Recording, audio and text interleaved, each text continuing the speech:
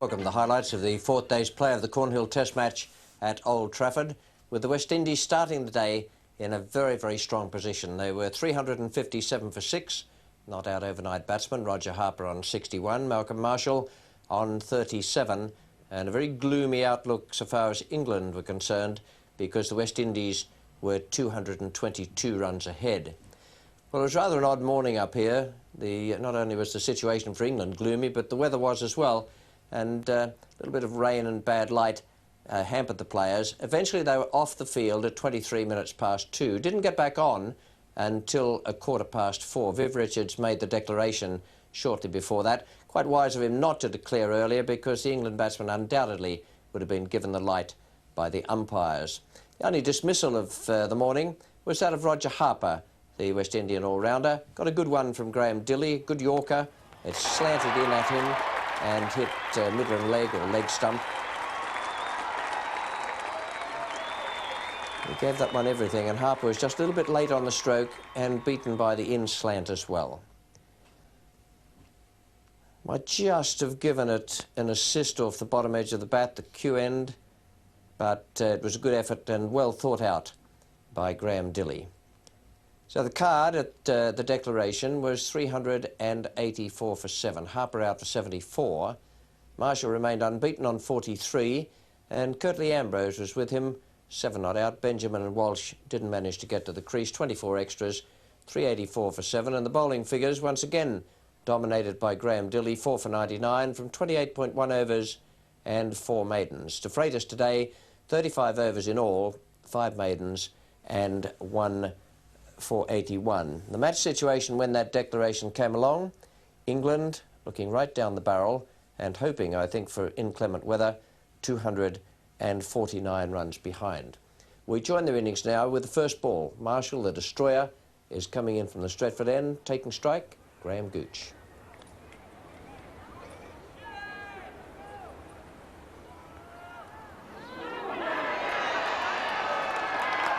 Well, that's extraordinary. Gooch didn't know where that went. It came back at him a long way, just flicked the pad, so the umpire says.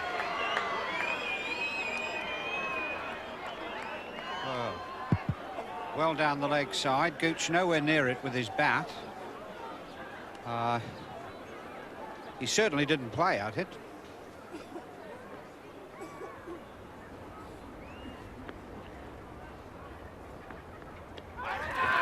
Close. Yes. Gooch is given out OBW by umpire Plews. Marshall has been concentrating on moving the ball back off the seam, and he's been moving it a long, long way. Gooch is gone. A most tentative looking Graham Gooch out there this afternoon. Out OBW to Marshall for 1. Yes, Graham Gooch not looking very good at all, and rocking forward, but staying where he is, moving back, and right in front there. That would have hit Midland leg.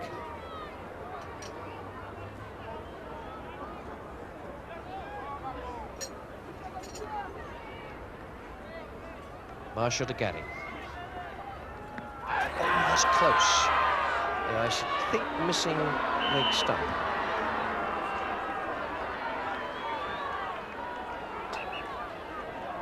Quite a bit of pace in this delivery. Just moving off the seam, going down the leg side, just beating leg stump. A very good delivery for the first ball. Ambrose to Moxon. And a nice stroke from Martin Moxon. The front foot again. Driving through that vacant mid-off area.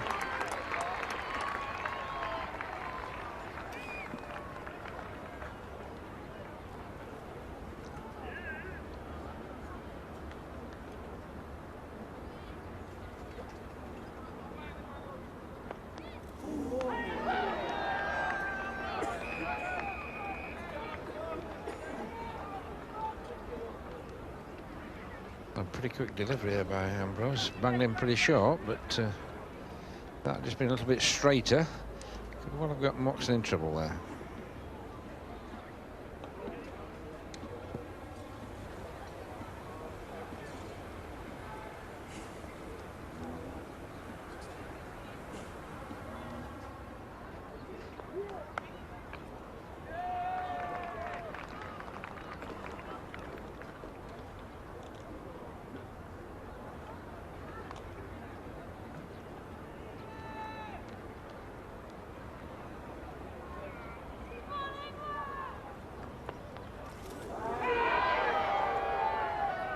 short and fast from Curtly Ambrose. And that's a similar delivery that he bowled to Moxon, and as I said, this time just getting that a little bit straighter, and that certainly got Gatting in trouble, and probably fortunate for Gatting, he didn't really get a glove or anything on that. But it certainly seems to be taking people by surprise when he bowls that. Quite a bit of pace there.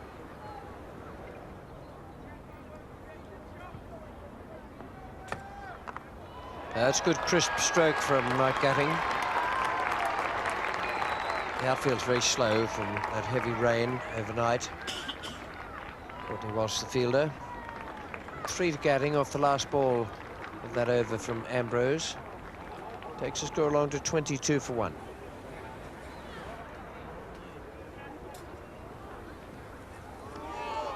That was as close to unplayable as you'll find anywhere. Most of the balls coming back off the seam, that one going away. Yes, that going like a big leg break. I don't think there's any real answer to that. You're playing basically for the ball running in towards you, and that pitch is about off stump, goes away like a leg break and bounces. So there's no real answer to that.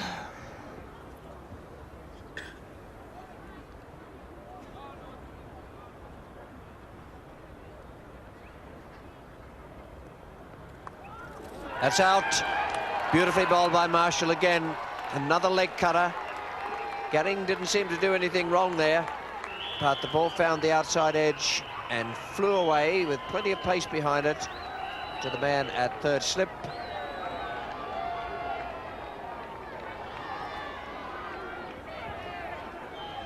Well, again, that man Marshall, he really has bowled well again, making the ball go both ways off the seam, and that again just held up, just went just enough to catch the edge, only that odd inch or two, and straight into slip there. So, but pretty straight there, did Mike Gatting.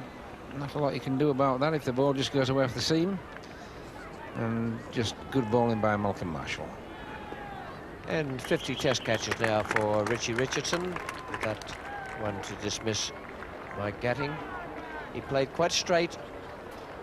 David. Didn't seem to do anything wrong there. It was a good delivery though. Plenty of pace and movement away off the seam.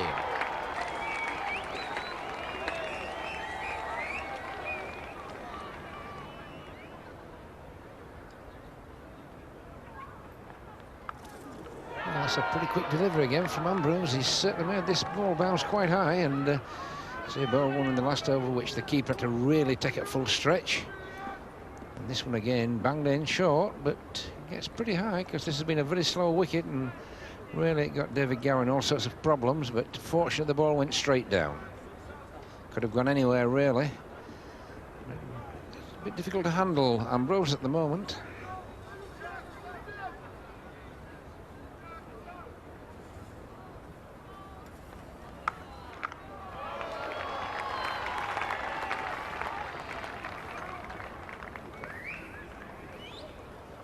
This is the fastest I've seen Curtly Ambrose bowl.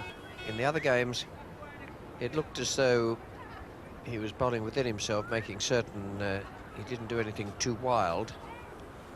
There are plenty of runs to play with out there. I suspect Richards will have told him just to steam in and give it everything he's got. But they need our wickets rather than having the runs kept down.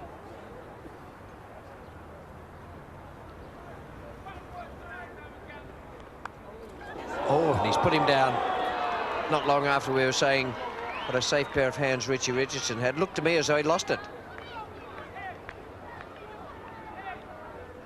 Yes, I think he was certainly signalling and lost it on the back foot. Pretty straightforward chance, really. Straight in, waist high, and straight out. That's a bit unlucky for Ambrose because he's bowled pretty well out there tonight, and he certainly deserved a wicket. A bit of fortune there for Martin Moxon.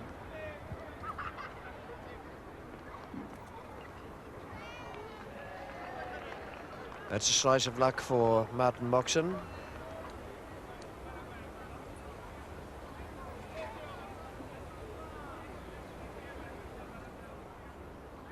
Ambrose now to David Gower.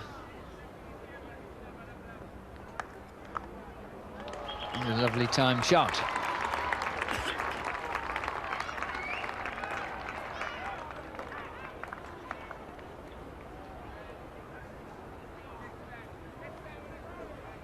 Nice shot this from David Gower.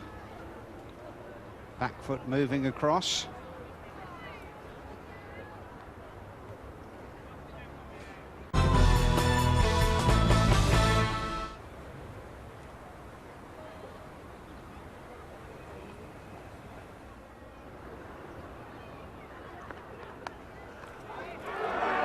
Gracious me, there are the arc of slips. That's where Gower went in the first innings, and so nearly again.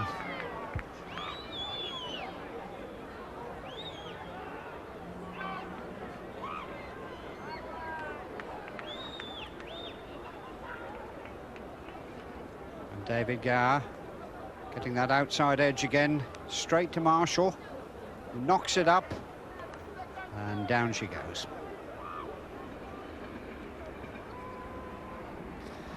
Well, there's the cordon. They dealt with David Gower in the first innings and could have done this one, with Malcolm Marshall, of all people, spilling a fairly straightforward catch. Oh, and a fearsome delivery again. Bounce and lift from not much short of a length.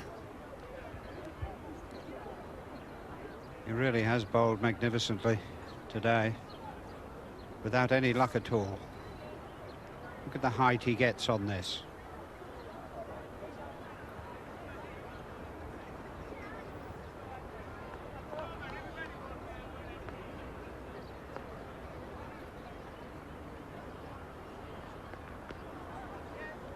Well bowled again.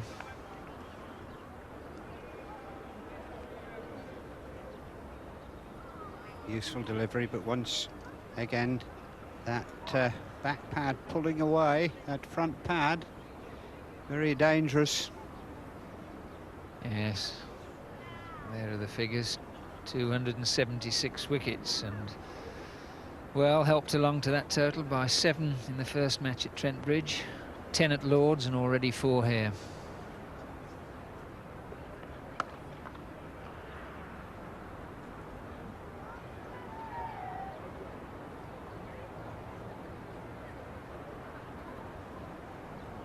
Already 5 wickets in an innings 17 times, and well, he certainly made a cracking start in this innings.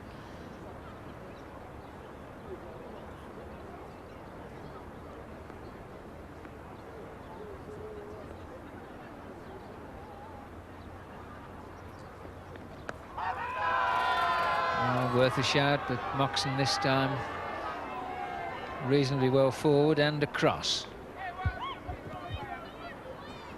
Another good delivery. Perhaps fractionally outside the off stump, but certainly worth a shout.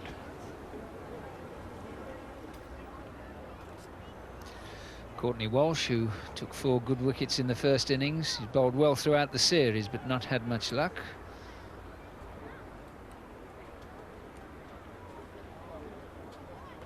England still 213 adrift.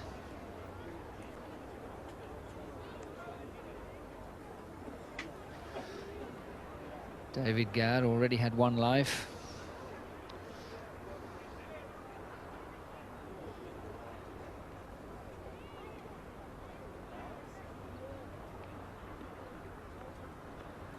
Oh, that's well bowled, because that one just about held up.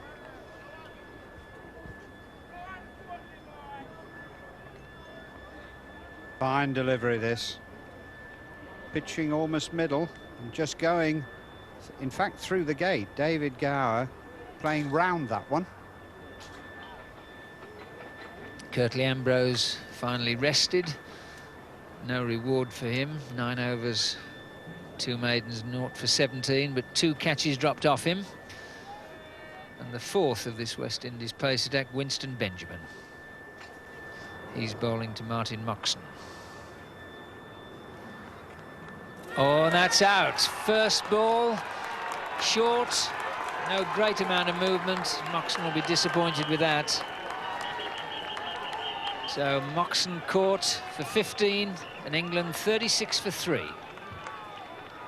Yes, not a great stroke this. You'll see it's wide outside the off stump.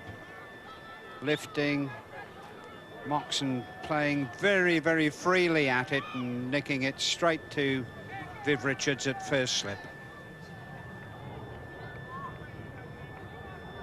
It's Viv Richards' 99th catch for the West Indies. Dogged innings of Moxon ended in a fairly loose fashion. That was really a sighter from Benjamin. It's pitched short, it's pitched wide, it's climbed a little bit, but no real lateral movement.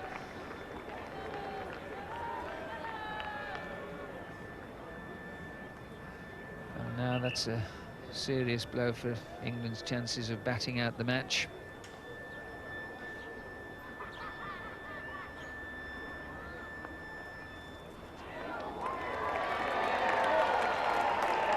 Four runs. First boundary of the innings to Alan Lamb off his first ball. And this fired down the leg side. Alan Lamb just getting a little edge on it onto his backside. And fortunately got his backside in the way, actually. Otherwise he might have been caught behind the wicket on the leg side.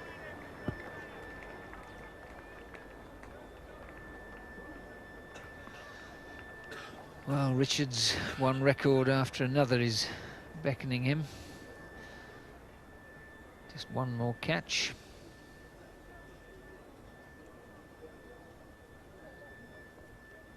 Straight over the top of middle.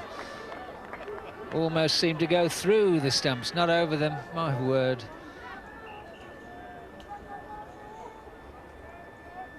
This darting back off the seam. Straight over the top of the middle, nearly cutting Alan Lamb in half. See where Dujon took that. Well, interesting first over to Benjamin. First ball for four, second one nips back and lifts, the third one goes straight over the top of middle.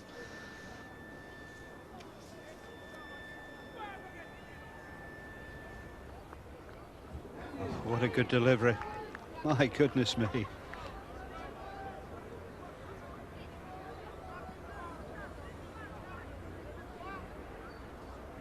Moving away off the pitch, and Alan Lamb really not getting very close to it in the end. A very fine delivery indeed.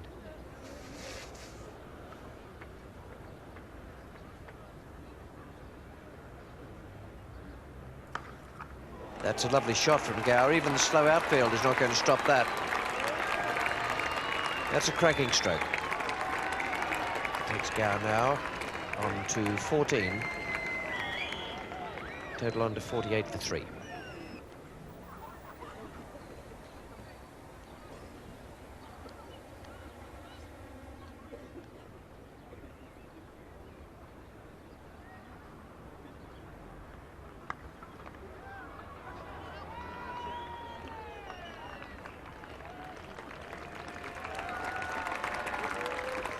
$50 up for England for the loss of 3 wickets.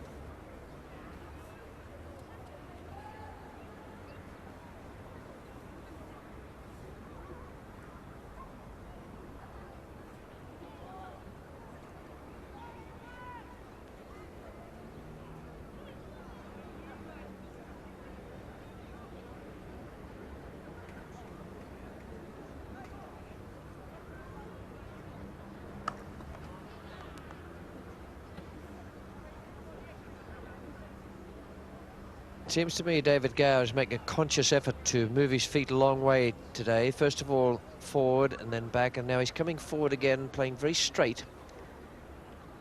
But it's a while since I've seen him move his feet quite as much as this. And he certainly played some very pleasant strokes out there, even apart from exhibiting some much improved defence. 10 more runs are added to take the total up to 60 for 3, and Gower, of those, had made 24. Alan Lamb is with him, struggling a little, but he's still there, unbeaten on 6. And the West Indian bowling figures, well, they've worked very hard there. I thought Curtly Ambrose bowled with great fire out there today. 9 overs, 2 maidens, and a little bit of an injustice that he has none for 17 against his name. The 2 wickets taken by Malcolm Marshall, some excellent bowling from him, and so too from Courtney Walsh and Winston Benjamin. Some spin there for Harper and for Hooper. England 189 runs behind and 60 for 3 at the close of the 4th day, so they are in real trouble. David Gower I talked about having looked quite good out there today, and in the course of that innings he went past Sir Leonard Hutton's record in Test match aggregates, but he has a much more responsible job to do tomorrow. He's with Alan Lamb, and they're 2 of the most experienced batsmen in the England side. They face a big task to get through and see England through to the safety of a draw.